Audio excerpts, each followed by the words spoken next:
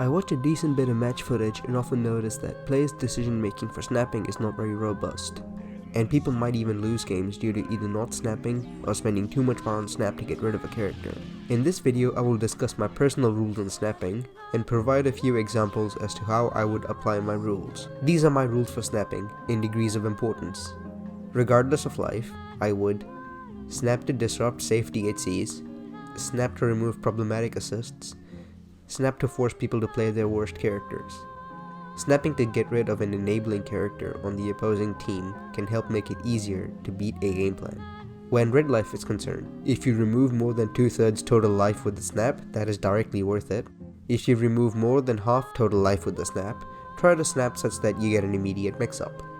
When overall life is concerned, snapping a character with low life is not worth it if they will not die to an incoming mix-up. Having to do more than one mix-up in my opinion is not worth it if you're snapping someone. Snapping a character so you can kill them with chip, especially with super, is also not really worth it.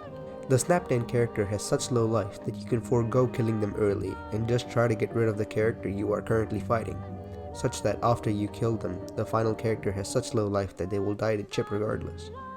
That low life character will also not be called as assist or be DHC'd into, for fear of losing the character if the assist call or DHC goes wrong, so they are effectively not in play.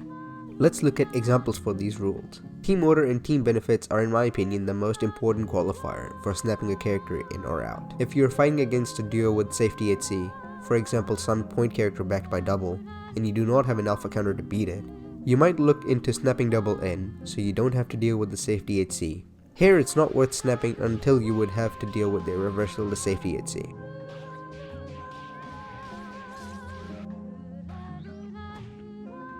If I was fighting some team with a problematic assist, which for me personally would be armored assist like Big Band H Brass, I would want to snap off the first hit so I don't have to deal with it if they escape my post hit.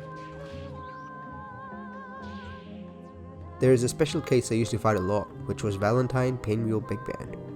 Here, Big Band Light Extend would be the problematic assist, which is a really easy to use defensive and neutral assist, and Pinwheel Hatred Install is a safe DHC that has no answers from my team. Here the best decision on paper would be try to do corner carry combos that lead to snap, then snap in Big Band. From here I want to mix up Big Band just enough that I will be able to snap when Big Band reaches 2 bars. Early resets here have really high damage to meter ratio. I want to avoid doing a reset that they will just try to reversal into a safe DHC.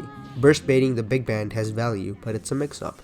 Snap will guarantee not having to deal with the safe DHC, and what you value more depends on the variables in the match and how your opponent is playing. The next qualifier for whether to snap is red life, and assists red life builds up if they get hit a lot.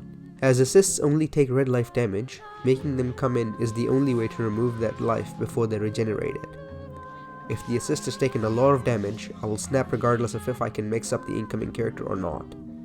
If the assist has taken some damage but not a ton, I can set up a hit to snap in the opponent that leads to an incoming mix-up, otherwise I won't force it. The reason for this is that to me, the red life is worth taking, but not worth enough to lose advantage.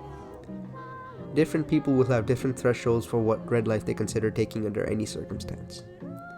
A special case in this scenario is that if you're comboing a point character that has low life, but will not die to one combo, and their assist has lots of red life. It really depends on which you value more here.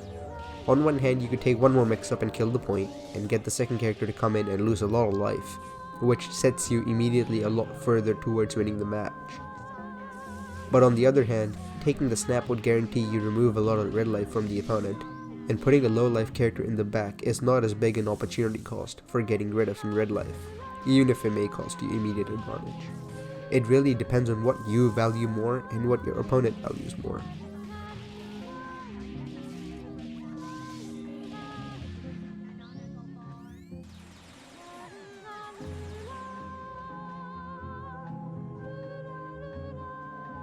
The last qualifier for whether to snap is overall life. If someone DHCs in to get a healthier character in, but I get a hold of the healthier character, I don't try to snap them except under special circumstances. If the character they just got out would die to one incoming mix-up, I will try to set one up with a snap as soon as I can. Undizzy and Meter Dump play a large part in this. In an example where it took me a lot of Undizzy to corner carry, I might forego snapping in off the first hit, and try to use some sort of Undizzy drain setup to remove Undizzy and then go for a snap.